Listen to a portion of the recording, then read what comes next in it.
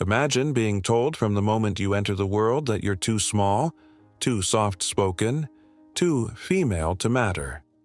Now, imagine turning all that quiet resistance into a roar that echoes through the halls of the Supreme Court of the United States. This is not a fairy tale. This is the true story of Ruth Bader Ginsburg, a woman so formidable in mind and soul that even her silence could shake the foundations of power. Born in 1933 in Brooklyn, New York, into a world that had little space for strong women, Ruth would grow up to become one of the most respected, admired, and feared figures in American legal history. But it didn't happen overnight. Her life is not just one of victories. It is the story of relentless grit, invisible battles, and the quiet strength of a woman who never stopped fighting. And today, for every American over 50 who wonders if their best years are behind them, Ruth's life says otherwise. Stay with us until the end, because what she built didn't just change laws. It changed lives. Jewish immigrants.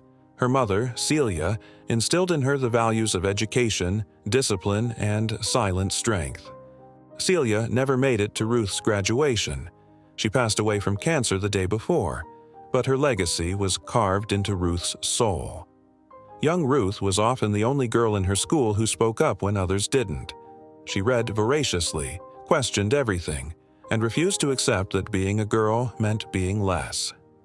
At a time when women were told their place was in the kitchen or the classroom, but never the courtroom, Ruth dreamed of becoming a lawyer.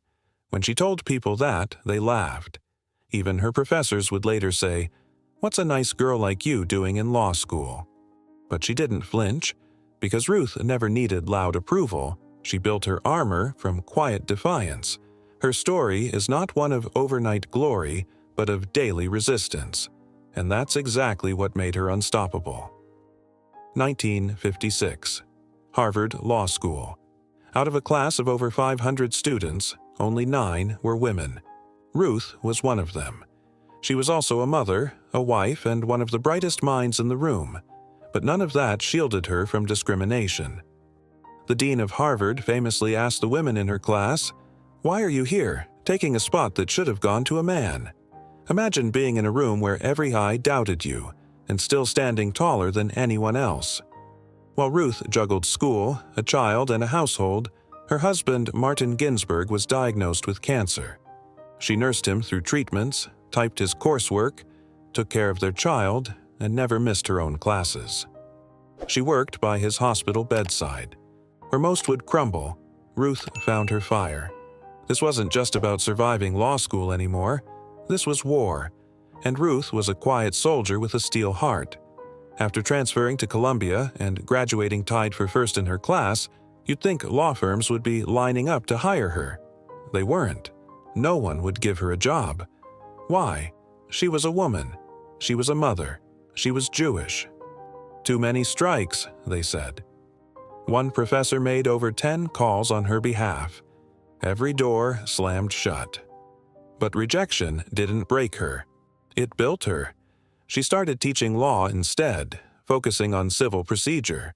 But soon she found her calling: gender discrimination law. In a system designed by men and for men, Ruth found legal cracks in the walls and turned them into doorways. One by one, she began arguing cases that challenged the idea that men and women should be treated differently under the law. And she didn't just argue, she won. By the time she was done, she had redefined what equality means in America. The 1970s weren't kind to women, but Ruth was not looking for kindness. She was demanding justice. She co-founded the Women's Rights Project at the ACLU and began to strategically dismantle gender discrimination through the courts. Here's what made her brilliant. She didn't just fight for women. She took on cases where men were discriminated against because of their gender. A widower denied Social Security benefits because only women raise children. Ruth took it on. A man denied caregiver rights because men don't do that kind of work? Ruth crushed that logic. She was teaching the courts that gender equality helped everyone, not just women. One case at a time, she reshaped the legal landscape, and no one even saw her coming. Her approach was calm, logical, and devastatingly effective. This wasn't feminism with a bullhorn. This was feminism with a scalpel. In 1980, President Jimmy Carter appointed Ruth to the U.S. Court of Appeals for the D.C. Circuit, the second most powerful court in the country. She served there for 13 years, building a reputation as a moderate, meticulous, and razor-sharp thinker. But her greatest honor was yet to come. In 1993, President Bill Clinton nominated her to the Supreme Court. During her confirmation hearings, she spoke softly, but every word hit like thunder. She told America, "The demand for justice runs through the entire fabric of our nation." She was confirmed by the Senate 96-3. From the moment she sat on the bench, she didn't just write opinions, she carved truth into history. She became the second woman ever to serve on the Supreme Court. But she carried the dreams of every woman who had ever been silenced, and the expectations of a nation still struggling with its conscience.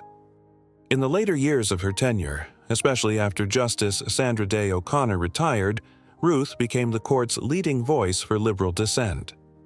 Her opinions didn't just challenge the majority, they inspired generations.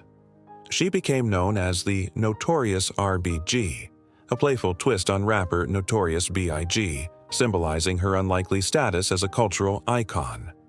When the court weakened the Voting Rights Act in Shelby County versus Holder, Ruth's dissent was fiery.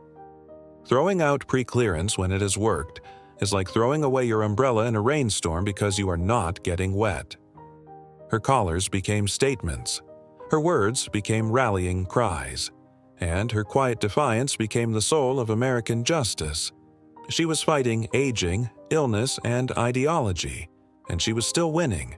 She became a beacon of hope in a fractured America. Cancer came for Ruth not once, not twice, but 5 times. Colon cancer, pancreatic cancer, lung cancer, and still, she never missed a day of work she didn't have to. At 86, she was still doing plank exercises every morning with her trainer. She would get chemo in the morning and return to the bench in the afternoon. But time was catching up. America watched with bated breath every time she was hospitalized. "Hold on," people whispered. "We still need you." And she knew it. Her final wish? That I will not be replaced until a new president is installed. Even in her last days, she was thinking of her country, not herself. On September 18, 2020, Ruth Bader Ginsburg passed away. The nation mourned like it had lost a mother, a fighter, a flame. Crowds gathered at the Supreme Court chanting her name, holding candles. But Ruth was not gone. Her fire had only changed form. What does one life change? In Ruth's case, everything. Over 300 legal decisions she helped shape. Dozens of discriminatory laws struck down. Millions of women and men empowered by the rights she defended. She made equality a legal reality, not just a dream. She showed the world that power doesn't have to roar. Sometimes it whispers. She changed the lives of working mothers, of single fathers, of LGBTQ citizens, of every person who ever felt less than. Today, schools, scholarships, books, even tattoos bear her initials. But her greatest legacy? That an entire generation now knows how to fight with grace, to resist with wisdom, and to stand firm in silence. Ruth Bader Ginsburg may have worn a robe, but she wore it like armor. Now, dear viewer, ask yourself this: what are you doing with your voice? Ruth never shouted, but she was heard. She never demanded attention. She earned it. And even in her final breath, she was thinking of justice, equality, and the future of America. If her life teaches us anything, it's this: no matter your age, your size, or your gender, your courage can still change history. So let her legacy ignite yours. Stand up where others sit down. Speak up where others stay silent. Read, vote, act, and never think you're too small to matter. Ruth didn't just fight for women. She fought for humanity. And now, it's your turn.